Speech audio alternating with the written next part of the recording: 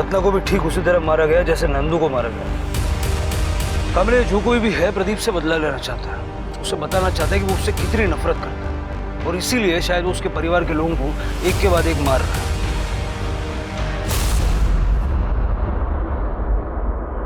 कमले, मैंने देखा है कि विराज भी प्रदीप के परिवार से काफी नफरत करता है। वो हो सकता है क्या? आप लोगों में से सबसे पहले लाश किसने देखी थी? साहब मैंने देखी थी। तुम्हारा खेत है ये? नहीं साहब, प्रदीप बाबू। तुम यहाँ क्या कर रहे थे? साहब मैं उन्हीं के यहाँ काम करता हूँ, जैसे मालिश करना, गाड़ी की साफ सफाई करना। उन्हीं के घर के लिए सब्जी लेने आया था तो लाश देखी साहब। प्रदीप जी, ये जो कोई भी है इसकी आपसे आपसी रंजिश है, इसीलिए शायद उसने नंदू और रत्ना को दोनों को इस तरह से पुतला बना के खड़ा किया और मुंह पे मट्टी पोत दी। मुझे लगता है कि मामला खेत से जुड़ा हुआ है। आप जरा याद करने की कोशिश कीजिए, आपकी जमीन को लेकर कभी किसी से कोई रंजिश रही है? उसी अशोक ने मारा होगा। उसी अशोक ने मेरे बहू और बेटे को मारा। वो दोनों इसे नफरत करते थे ना। मेरे बेटे भी उसी के पास है।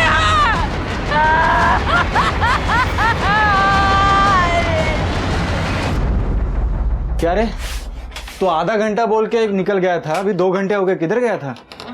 अरे एक काम निकला था यार। काम निकला था? हाँ काम था।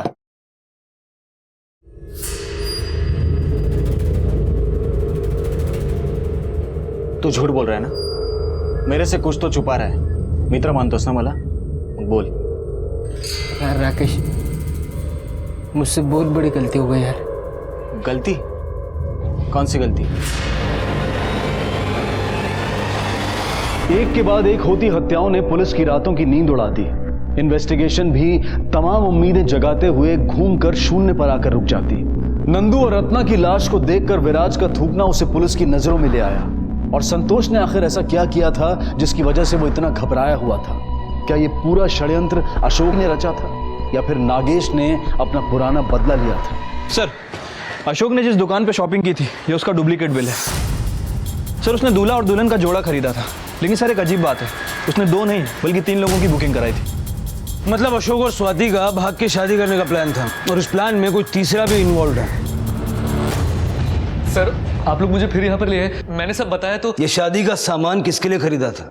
सर, ये मैंने स्वाति के लिए खरीदा था सर।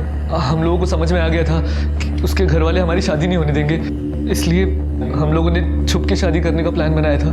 पर उसके 1 दिन पहले ही स्वाति गायब हो गई सर। स्वाति का गायब होना भी तुम्हारे प्लान का हिस्सा है, क्योंकि तेरे और स्वाति के भागने की खबर नंदू और रत्ना को लग गई थी। उन्होंने तुम्हें रोकने की कोशिश की और इसीलिए तुम लोगों ने अपने साथ एक तीसरे को मिलाया और नंदू और रत्ना को रास्ते से हटा दिया। नहीं सर, स्वाति उन लोगों की बहुत इज्जत करती थी। एक बार जब नंदू ने मुझे और स्वाति को साथ में पकड़ा था और मारा था, तब स्वाति ने ही मुझे रोका था पुलिस कंप्लेंट करने से। हम ऐसा सोच भी नहीं सकते हैं सर। शादी तो तुम दोनों ही करने वाले थे ना, लेकिन होटल तो 3 के लिए बुक किया था। ये तीसरा कौन है? सब अशोक मेरा ही बेटा है। सब मैंने ही अपनी वकील को बोल के उनकी शादी के लिए 1 महीना पहले ही अर्जी दी थी कोर्ट में, और उनके साथ होटल में भी मैं ही रहने वाला था। सब अगर ये शादी आप ही करवा रहे थे तो ऐसे चुपचाप करवाने की क्या जरूरत थी? बिरादरी के सामने, समाज के सामने धूमधाम से मनाने की क्यों नहीं सोची? साहब मैं एक मामूली आदमी हूँ, और स्वाति के बाप और उसका बड़ा भाई बहुत पैसे वाले आदमी, कहीं शादी में वो बवाल ना खड़ा कर दे, इसलिए मैं चुप करके शादी कर रहा था। कामड़े, बाप बेटे की बातों पे भरोसा नहीं किया जा सकता।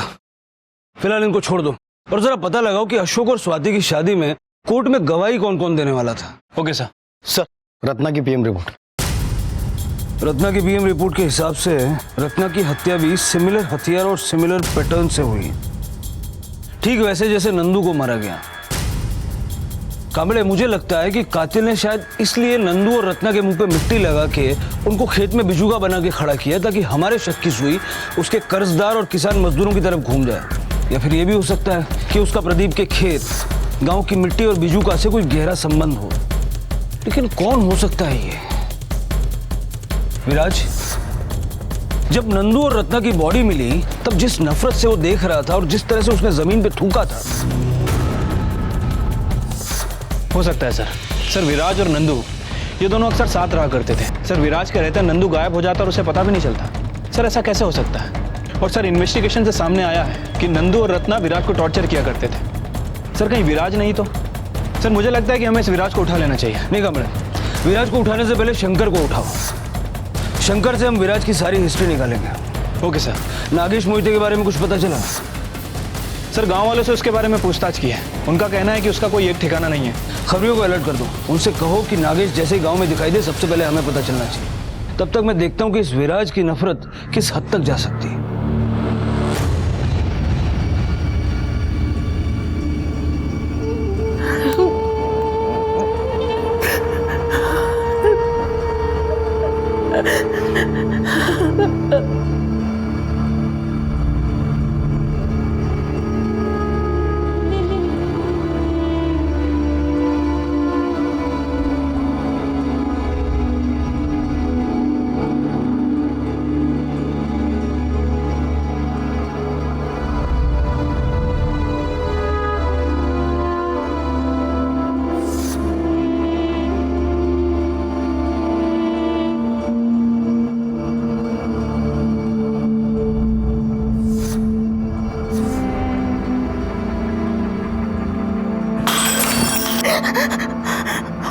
समझ में नहीं आ रहा है कौन कर रहा है ये सब।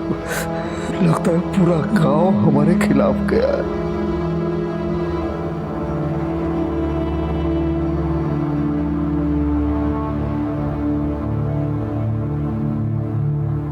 मालिक, आपने मुझे बुलाया? हाँ, ये रख, ये तुम्हारा आज तक का हिसाब है। कल से नौकरी पे आने की जरूरत नहीं, जाओ। नहीं, मुझे नौकरी से मत निकालो, मैं भूखा मर जाऊंगा। मुझे मत निकालो मालिक। जाओ जाओ जाओ जाओ यहाँ से, निकल जाओ मालिक। जाओ जाओ।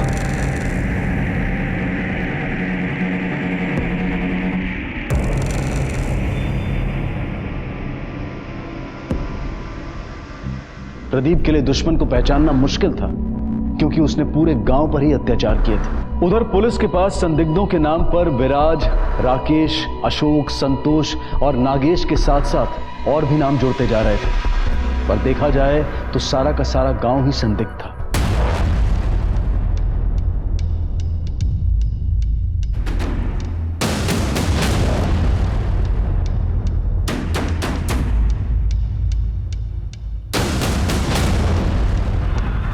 साहब सच क्या है क्या मालूम, लेकिन लोग तो यही कहते हैं कि प्रदीप ने नागेश को दोस्ती में दगा दी। साहब एक ज़माने में विराज का बाप नागेश इस गांव का सबसे बड़ा ज़मींदार था।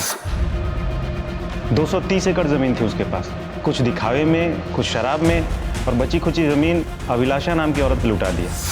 आज हालत ये है कि भिखारी बना घूमता है और प्रदीप के कर्जे से गांव का एक भी घर नहीं बचा साहब।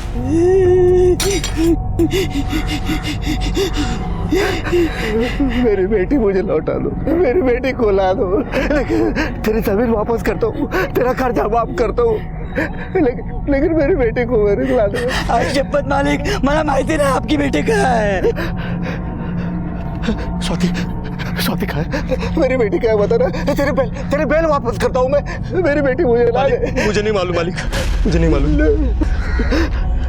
बता ना मेरी स्वाति क्या है? मेरी बेटी क्या, बता दो ना, बता दो, मेरी बेटी ला दो। साहब इसीलिए विराज अंदर ही अंदर उबलता रहता है। प्रदीप के यहाँ नौकरी करना तो उसकी एक मजबूरी है, नहीं तो हम जैसे गरीबों के साथ उसकी बहुत हमदर्दी है साहब। साहब विराज नंदू पे बहुत गुस्सा था, नफरत करता था उससे। क्यों? क्योंकि सर विराज के बच्चे के एडमिशन के लिए उसको 40,000 रुपये की ज़रूरत थी, जो नंदू ने आखिरी तक नहीं दिया। नंदू और रत्ना ने मिल के उस बेचारों को घुमाते रहते साहब।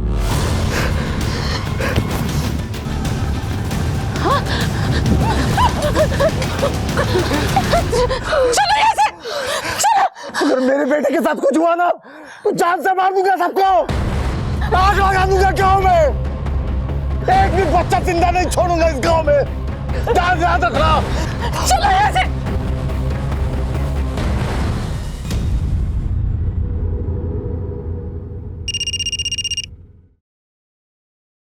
हेलो, ठीक है हम लोग पहुंच रहे हैं। सर गांव के लोग प्रदीप की जान लेने पे उतारू हैं। क्या?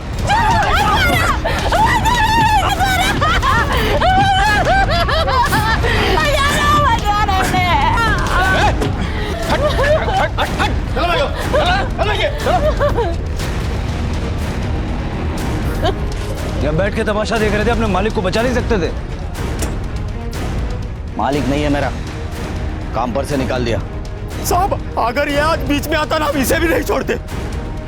प्रदीप साहब हत्यारा है, इसने मेरे बच्चे की जान ली है साहब। वो देखिए साहब।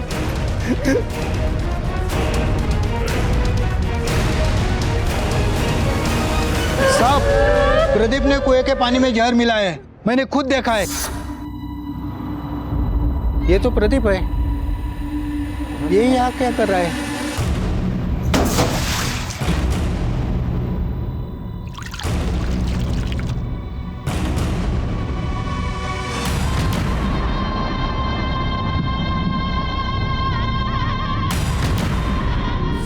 किसे क्या किया है ये हम पता लगा लेंगे। जब तक उस पानी का टेस्ट नहीं हो जाता, कोई उस कुएं से पानी मत पीना। बॉडी को पोस्टमार्टम के लिए भेजो।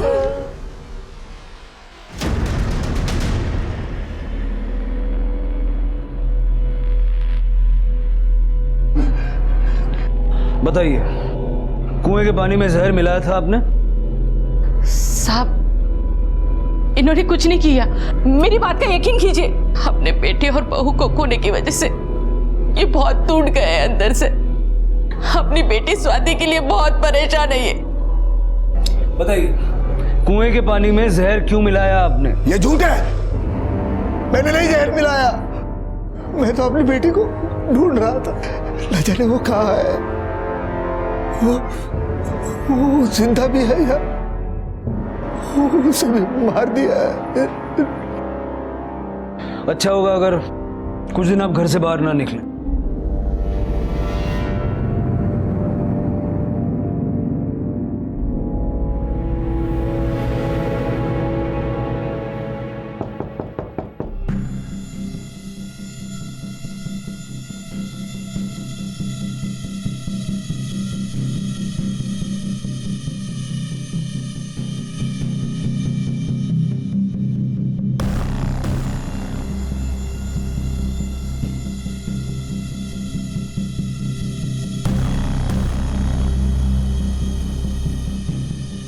तो स्वाति का दुपट्टा है।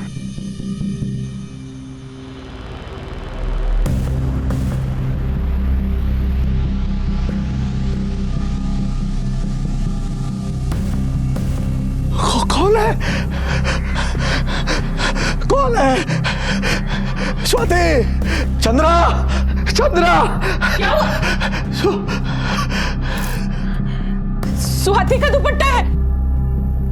जिस दिन वो गायब हुई थी उसने यही पहना था। आई हम आ रहे हैं अभी। हाँ, हाँ आपके पास कैसे है ये? हाँ, कहाँ है स्वाति? कहाँ है स्वाति? बोलिए ना। मैं उसे ढूंढ के लाता हूँ। स्वाति, स्वाति, स्वाति, सुनिए ना, कहाँ जा रहे हैं आप? स्वाति। सर, कुएं का पानी पीने से जिन लोगों की मौत हुई थी उनके पेट में और कुएं के पानी में सेम तरह का कीटनाशक मिला है। सर, इस कीटनाशक की वजह से इंसान का दम घुटने लगता है और उसकी मौत हो जाती है। कांबळे, इस एरिया में जितने भी पेस्टिसाइड डीलर हैं सबसे पूछताछ करो, कब किसने और कितनी मात्रा में ये पेस्टिसाइड खरीदा है। Okay sir. स्वाति, स्वाति, स्वाति, स्वाति, स्वाति, स्वाति।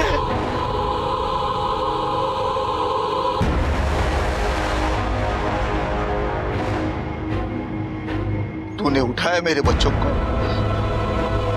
तूने मारा मेरे नंदू को, तूने मारा मेरे रत्ना को। बता स्वाति कहाँ है? बता, बता स्वाति कहाँ है? नहीं तो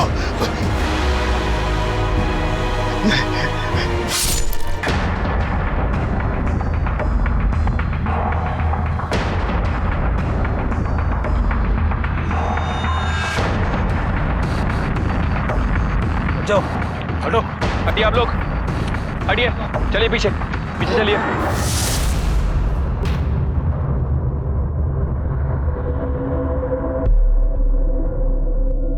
सर, इसे भी नंदू और रत्ना की तरह मारा गया, लेकिन इस बार वेपन बॉडी पर ही है। सर, कहीं ऐसा तो नहीं कि कातिल हमें बताना चाहता है कि उसका बदला पूरा हो गया? स्वाति अभी भी गायब है कांबळे, उसका बदला पूरा नहीं हुआ है। वो इसके पूरे परिवार को मारना चाहता है। क्या? थांबवा तिला. ओके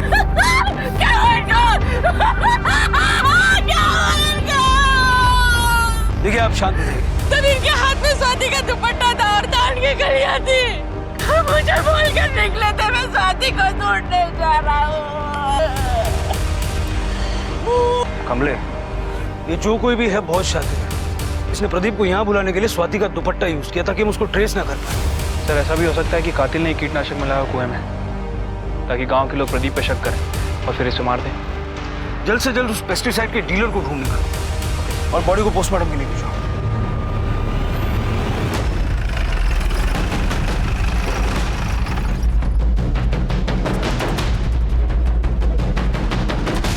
सर ये कीटनाशक दवाइयों का डीलर है. इसे एक ऐसे आदमी पर शक है जिसने इससे दवाई खरीदी थी. बताओ. साहब 20 साल से मेरी दुकान है सब उस इलाके में. लगभग तो मैं सब किसानों को जानता हूँ क्योंकि सब मुझसे ही दवाई लेते. पर साहब मैंने उसको पहली बार देखा था. कोई 30 साल का लड़का था. भाई साहब मुझे कीटनाशक यानी पेस्टिसाइड्स चाहिए. कौन सा कंपनी का? कंपनी दे दो ना, कौन से भी कंपनी का. लड़के की शक्ल याद है? उसका स्केच बनवा सकते हो? जी साहब.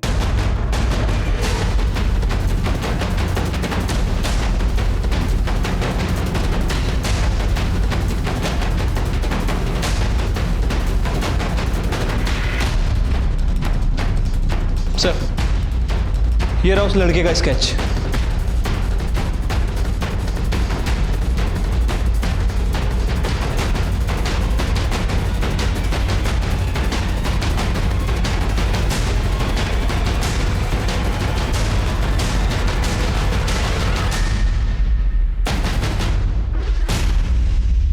ये शायद वही लड़का है जो उस दिन अभिलाषा के साथ आया था.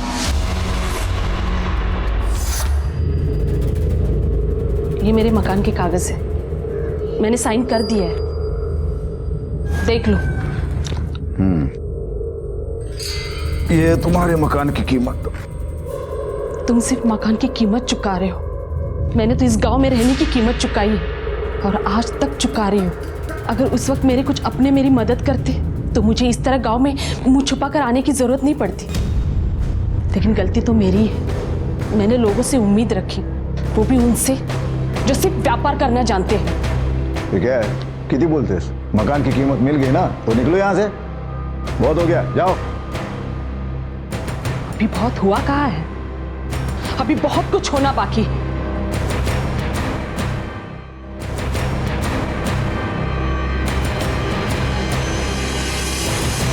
तुमने देखा नहीं वो कितने गुस्से में गई? अरे गुस्से में जाए या भाड़ में जाए हमें क्या. देख, जिसे पैसों की जरूरत होती है ना वो ऐसे ही तिल मिलाता है. लेकिन हमें ध्यान नहीं देना चाहिए. अपना फायदा हो गया ना.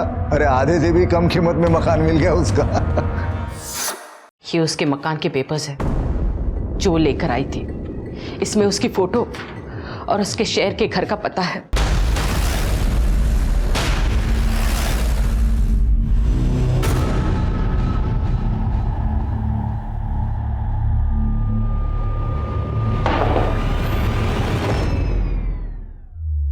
अभिलाषा जी कहिए.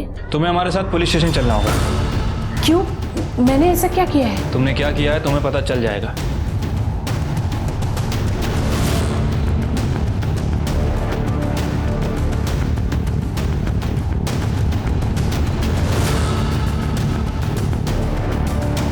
वो लड़का कहाँ है जिसके साथ तुम मदनपुर आई थी? वो पुणे गया है. ठीक है, तुम मिल गई, वो भी मिल जाएगा.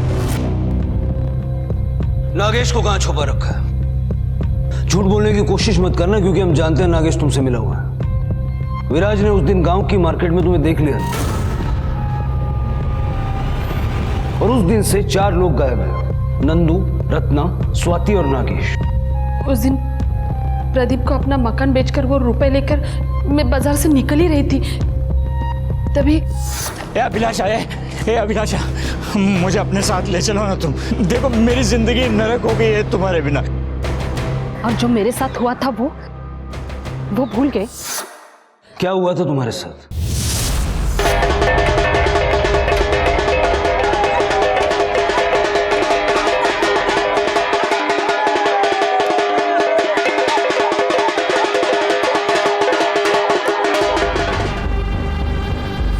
दिन नागेश को देखकर मुझे मेरा अपमान याद आ गया था, लेकिन नागेश ने मेरा पीछा नहीं छोड़ा। मैंने उसे कहा, मैं तुम्हारे परिवार से अपनी बेइज्जती का बदला लेना चाहती हूँ। अगर तुम मेरे साथ चलते हो तो उस मकान के कागज लेकर आना जिसमें तुम्हारी बीवी और बेटा रहता है। उसके बाद ना नागेश मुझे मिला, ना उसका कोई फोन आया। गांव वालों ने जो तुम्हारे साथ किया उसकी शिकायत तुमने पुलिस में क्यों नहीं की? सर, रिपोर्ट लिखवा के क्या मेरा सम्मान मुझे वापस मिलता? तो इस तरह से तुम अपना अपमान भूली नहीं थी, और जब गांव वापस आई तो सब याद आ गया, और गांव वालों से बदला लेने के लिए तुमने कुएं के पानी में पेस्टिसाइड मिला दिया। सर, इसके साथ जो लड़का है मनीष, वो हमारे गिरफ्त में है। साहब मैं बताता हूँ अभिलाषा के कहने के ऊपर मैंने वो दो गोली कुएं में डाली थी। इसकी और अभिलाषा की चार्जशीट फाइल करो। सर, हमारा खबरी रघु आया है। उसका कहना है कि प्रदीप की फैमिली के कत्ल से जुड़ी हुई उसके पास खास खबर है। ये तो राकेश और संतोष है, ये तीसरा कौन है? साहब, ये मुंबई का सुपारी किलर बंटी नाम है इसका। मैंने इन तीनों को सांगली मार्केट में साथ में देखा था। कुएं में जहर की गुत्थी तो सुलझ गई थी। अभिलाषा ने अपने बदले की वजह से कई लोगों की जान ले ली, लेकिन नंदू, स्वाति, रत्ना और नागेश के मामले में कोई सुराग हाथ नहीं लग पाया था। लेकिन पुलिस को अचानक संतोष के एक कॉन्ट्रैक्ट किलर के साथ देखे जाने की बात पता चली। क्या वाकई में संतोष ही इस पूरे हत्याकांड का मास्टरमाइंड था? ये पता करने के लिए पुलिस ने एक बार फिर राकेश और संतोष को पुलिस स्टेशन बुलाया। बताने की जरूरत है कि ये कौन है, या बताऊं? बंटी, मुंबई का कॉन्ट्रैक्ट किलर। अब प्यार से बिना मार खाए बता दो, स्वाति कहां है, क्या किया उसके साथ? अब भी बोला बिना मार खाए बता दो, मारो। नहीं साहब, भाई साहब, मैंने कुछ नहीं किया साहब, जो भी किया इसलिए किया साहब, इसमें मेरा लेना देना कुछ नहीं है साहब, मारो मत साहब, गलती हो गई साहब। वो रत्ना के केस की वजह से मेरा जीना हराम हो गया। मेरी छोटी बहन है, उसकी शादी करनी थी, लेकिन वो भी टूट गई। पैसा नहीं, कुछ नहीं। मैं बोला दुकान बेच के उसकी शादी करेंगे, चलो। ताला लगा तो लगा, बेचने जाऊँ तो कोई लेना नहीं था। वो नंदू ने सबको धमकी दी थी कि कोई संतोष का दुकान लेगा ना तो उसका जीना हराम करेगा। फिर बहन की शादी टूटी। बाद में मुझे वो बंटी मिला, वो बंटी। अरे संतोष, क्यों बोला भाई? इन दोनों का 2 लाख रुपया लूंगा। अरे बंटी भाई, मैं आपको खाली 50,000 रुपए दे सकता हूँ, वो भी क्योंकि मेरा नाम नहीं आना चाहिए, इसलिए आपको दे रहा हूँ ना पैसा। नहीं तो गांव के किसी भी लड़की को 25,000 रुपए दिए तो भी वो दोनों को मारेंगे। गांव वालों का जीना हराम कर दिया। ठीक है। नंबर क्या है उसका? नंबर नहीं साहब, वो बोला खुद को अड्डा करेगा साहब, मेरे कुछ भी गलती नहीं साहब। सुपारी देने का बहुत शौक है ना, खिलाओ। सर, प्रदीप की पोस्टमार्टम रिपोर्ट के हिसाब से जिस दराती से नंदू और रत्ना का खून किया गया, उसी दराती से प्रदीप को भी मारा गया। लेकिन सर, वेपन पे कोई फिंगरप्रिंट नहीं मिला। हो सकता है कि कातिल ने फिंगरप्रिंट को मिटा दिया हो। सर, जिस सफाई से काम किया गया है, मुझे लगता है इस काम में बंटी का ही हाथ है। संतोष के मुताबिक उसे नंदू और रत्ना को मारना था, लेकिन स्वाति भी साथ में गायब हुई, तो हो सकता है कि बंटी स्वाति को भी मारना चाहे। लेकिन एक प्रोफेशनल किलर बिना पैसे लिए प्रदीप को क्यों मारेगा? और इस तरह लोगों को पुतला बना के खेत में खड़ा करना, उनके मुंह पे मट्टी पोतना, इस सब की उसे क्या जरूरत? कुछ तो गड़बड़ है कामले, और इसीलिए हम अपनी इन्वेस्टिगेशन सिर्फ बंटी पे फोकस नहीं कर सकते। तुम एक काम करो, तुम मुंबई पुलिस से कांटेक्ट करो। सर, स्वाति और अशोक के कोर्ट मैरिज में विराज गवाह बनने वाला था। वो तीसरा आदमी विराज था। कामले, बुलाओ विराज को। अशोक और स्वाति कोर्ट मैरिज करने वाले जानता था? हाँ साहब, वो शादी के सब खरीदी करने गए थे ना, तो मैं उनके साथ ही था। फिर ये बात प्रदीप को क्यों नहीं बताई? सर, मैंने क्या सोचा कि स्वाति और अशोक शादी कर ले तो उसी दिन सब दुनिया को पता चल जाएगा ना। मतलब उनकी बदनामी से तुझे खुशी मिलती, जैसे उनकी लाशों को देख के मिली थी। मुझे याद है जिस नफरत से तूने थूका था, तब तो तुझे इस बात का भी गुस्सा होगा कि नंदू और रत्ना ने तेरे बच्चे के एडमिशन के लिए तुझे पैसे नहीं दिए। गुस्सा इस बात का भी होगा कि प्रदीप ने तुझे नौकरी से निकाल दिया। और इतना ही नहीं, तेरे बाप को बेवकूफ बना के तुम्हारी 230 एकड़ जमीन हड़प ली। और इन सब चीजों का बदला लेने के लिए तूने उसे मार दिया। हाँ साहब, अगर मेरा बस चलता ना तो स्वाति को छोड़ के प्रदीप के पूरे खानदान को खत्म कर देता मैं। सिर्फ उसके परिवार को या अपने बाप को भी? नागेश की भी कोई खबर नहीं है, उसे भी मार दिया। हमारे लिए तो वो कब का मर चुका है, उसे क्या मारना साहब? सीधी तरह से अपना गुनाह कबूल कर लेगा तो अच्छा होगा। साहब मैंने कुछ किया ही नहीं तो। हेलो,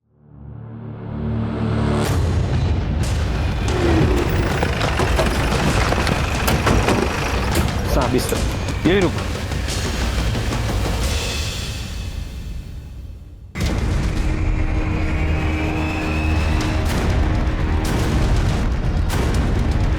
कमले, गले के निशान देख के लगता है कि गला घोंट के मारा गया। बॉडी पे कहीं कोई चोट के निशान नहीं है और कपड़े देख के भी नहीं लगता कि कोई जोर जबरदस्ती हुई है। सगड़ी का जरा चेक करो। हो सर।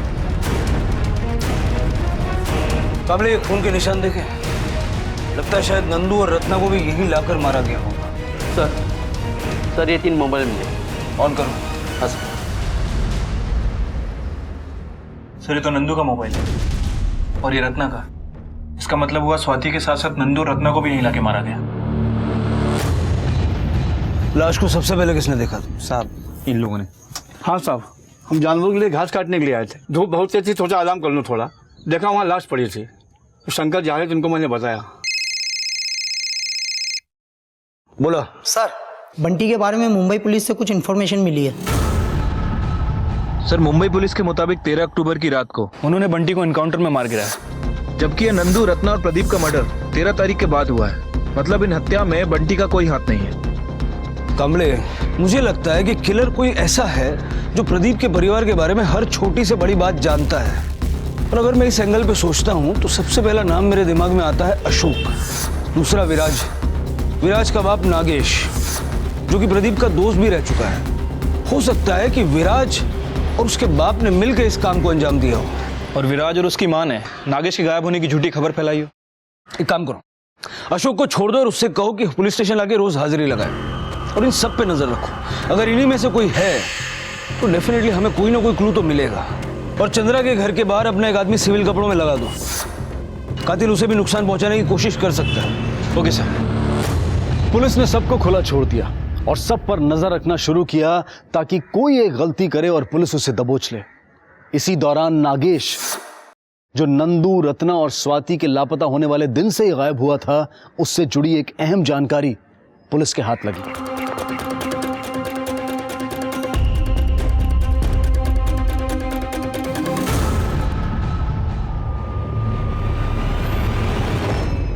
विराज अपने बाप से इतनी नफरत करता है कि उसे जीते जी मरा हुआ मानता है। फिर वो नागेश को क्यों ढूंढ रहा था? और नागेश के बारे में उसने तुमसे ही क्यों पूछा? ये तो पता नहीं साहब क्यों ढूंढ रहा है, लेकिन उसने मुझे इसलिए पूछा क्योंकि जिस दिन नंदू की लाश मिली थी उस रात नागेश मुझे मिला था। अरे क्या रहे गोपाल, अभी तक देसी में फंसा है तू। आज तेरे को अंग्रेजी पिलाता हूँ मैं। ए भाई, गिलास लाना जरा। मुझे एक बात बता, तू इतना खुश क्यों है जो आज अंग्रेजी पिला रहा है? गांव में इतने बड़े बड़े सांप थे ना, उनका एक सपोला था सबसे ज्यादा जहरीला। हो गया ऊपर नंदू, एक एक करके सब जाएंगे और मैं अकेला जाऊंगा वो विदेशा के साथ। देख, चलो चलो चलो, उठो, 11 बज गया, बंद करने का टाइम हो गया। चलो चल।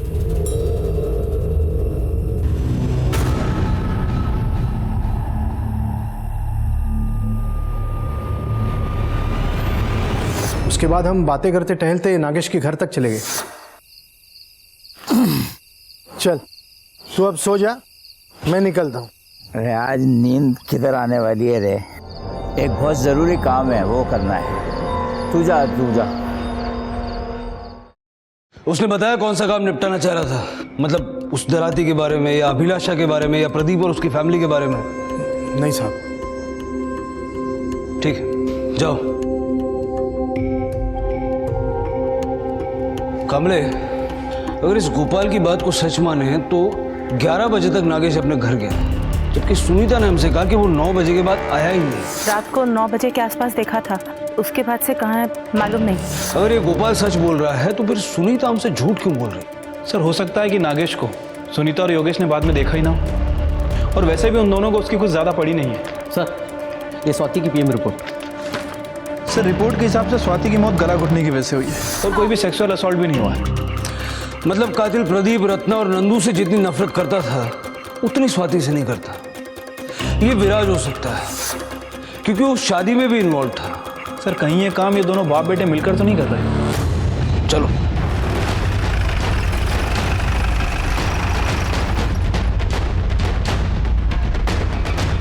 नागेश को ढूंढने जा रहे हो? तूने बोला कि तेरे बाप के साथ तेरा कोई लेना देना नहीं है। तू नागेश को ढूंढ रहा है या ढूंढने का नाटक कर रहा है? मैं कुछ समझा नहीं साहब। उस दिन झूठ क्यों बोला कि नागेश 9 बजे के बाद घर ही नहीं आया, जबकि वो 11 बजे घर वापस आया था? सर कुछ नहीं मिला, बस शराब की एक खाली बोतल है। अब बाकी की बातें यही बताएगा या पुलिस स्टेशन ले जाके पूछूं? साहब मैं नागेश को इसलिए ढूंढ रहा था क्योंकि वो मेरे मकान के पेपर लेके भागा था। तो जब भागा उस वक्त क्यों नहीं रोका? साहब रोक लेता पर मैं घर में नहीं था साहब, आई अकेली थी। माँ कहाँ तुम्हारी? आई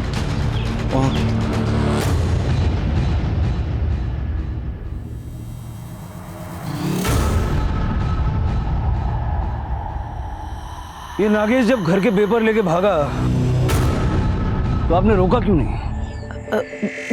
वो साहब मैं घर में अकेली थी और कुछ काम कर रही थी। जब तक मैं देखती वो भाग गए और मैं घर के अंदर गई तो अलमारी खुली हुई थी। उस दिन भी मैं जब आया तो आपके हाथ मिट्टी से सने हुए थे, और आज भी ये घर के पिछवाड़े में इस तरह से लीपने का कार्यक्रम चल रहा है।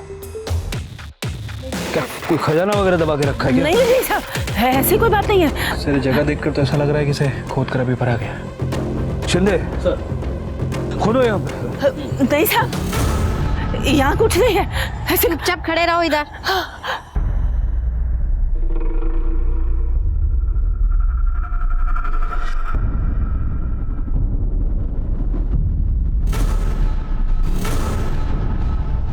शिंदे बॉडी निकालो, थोड़ा आराम से। शिंदे बॉडी को चेक करो।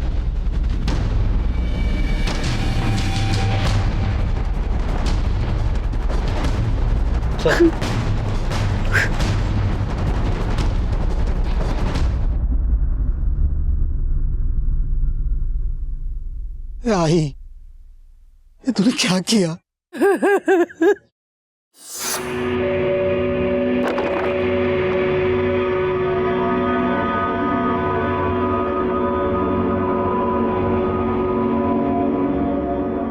तुम क्या कर रहे हो? थाम!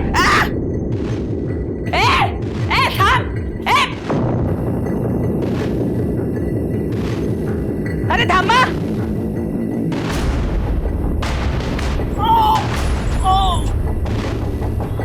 मेरी और मेरे बच्चे की जिंदगी खराब कर दी। कब क्या चाहिए तुझे? सोना नहीं तुला कैसे मानोगी?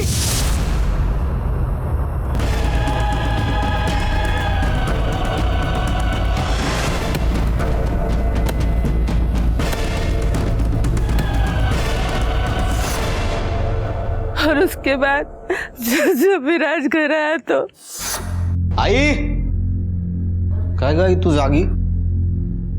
ये क्या हुआ सब? हाँ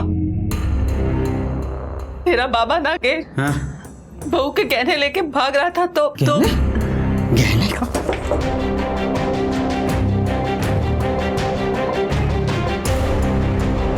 अरे वो गहने नहीं, मकान के पेपर लेके भागा है उसकी माशूका को देने के लिए। हाँ अभिलाषा को आज मैंने गांव में देखा था। आज मरा, आज मरा। क्यों चला है ना? चलो उठिए।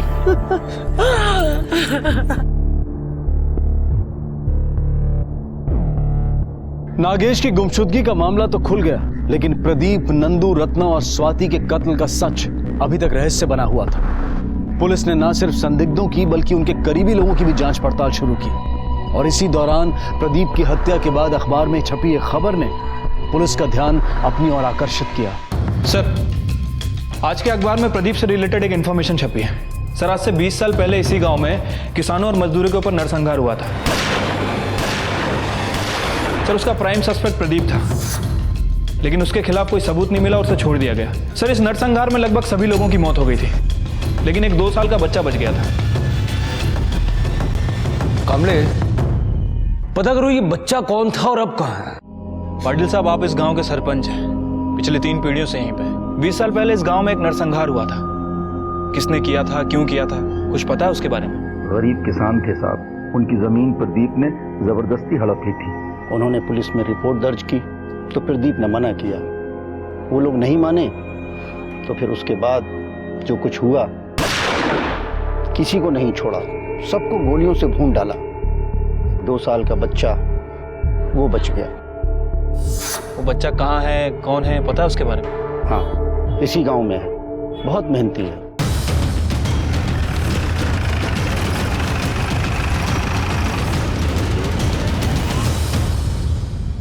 मैं सब बताता हूँ, मैं सब बताता हूँ। जिस दिन नंदू आरती से बलात्कार के केस में छूटकर बाहर निकला, उसी दिन हमें पता चल चुका था कि इन सब से कुछ नहीं होने वाला। इस गांव की मिट्टी को हमें ही साफ करना पड़ेगा।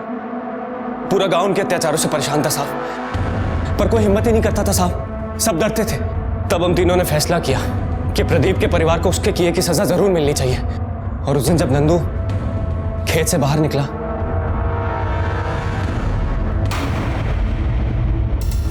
उसके बाद हमने नंदू को उसी के खेत के पुराने घर में, जो कई सालों से बंद पड़ा था, उसमें बांध कर डाल दिया। और उसे जब होश आया तो जितना बोला है उतना ही बोलना, समझा?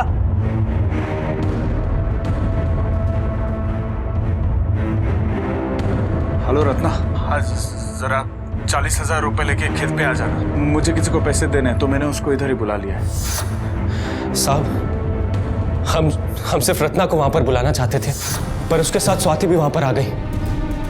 भाव तो कहीं नहीं दिखाई दे रहे।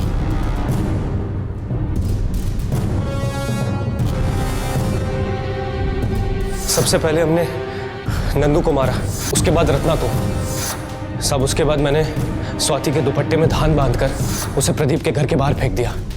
मुझे पता था कि प्रदीप उस दुपट्टे को देखकर खेत में जरूर आएगा। वो आया भी। स्वाति! साहब, स्वाति बहुत अच्छी लड़की थी, हम उसे मारना नहीं चाहते थे, पर हम मजबूर थे, उसे मारना पड़ा। साहब, 20 साल पहले प्रदीप ने इन्हीं खेतों के चक्कर में मेरे परिवार का कत्ल कर दिया था, और कोई गवाही ना दे पाए, इसलिए उन सालों ने गाजर मूली की तरह उन सबको भून दिया। सिर्फ नागेश का कहीं नहीं, बल्कि पूरा गांव उजाड़ के रख दिया उन लोगों ने। अब ऐसे में अगर किसान की मदद कोई नहीं करेगा तो किसान कहां जाएगा? बोलिए साहब। ये जो कुछ करने की जो हिम्मत थी, वो अगर तुमने सही दिशा में लगाई होती तो किसानों का कुछ भला हो जाता।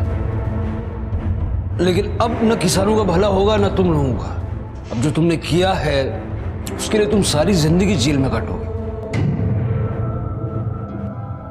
प्रदीप ने कभी नहीं सोचा होगा कि जिस जमीन, जिस मिट्टी के लालच में वो लोगों का खून करने से भी नहीं कतराता था, एक दिन वही जमीन उसका भी खून मांग लेगी। पूरा परिवार तबाह हो गया, क्योंकि कुछ समय के बाद प्रदीप की पत्नी चंद्रा ने भी छत से कूदकर अपनी जान दे दी।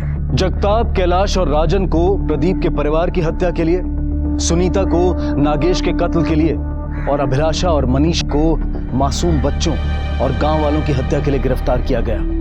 ये सभी इस वक्त न्यायिक हिरासत में हैं। काश के इंसान जिस गति से तरक्की और समृद्धि की ओर भाग रहा है, अगर उसका 10वां हिस्सा भी इंसानियत की ओर चले तो वो एक दूसरे का सहारा बन सकता है। इसी विचार के साथ अब मैं अनूप सोनी आपसे विदा लेता हूं। फिर मुलाकात होगी अगले एपिसोड में एक और चौंका देने वाले केस के साथ। तब तक अपना और अपने परिवार का ख्याल रखें और देखते रहें क्राइम पेट्रोल डायल 100। 1 को सीख हम सबको। जय हिंद।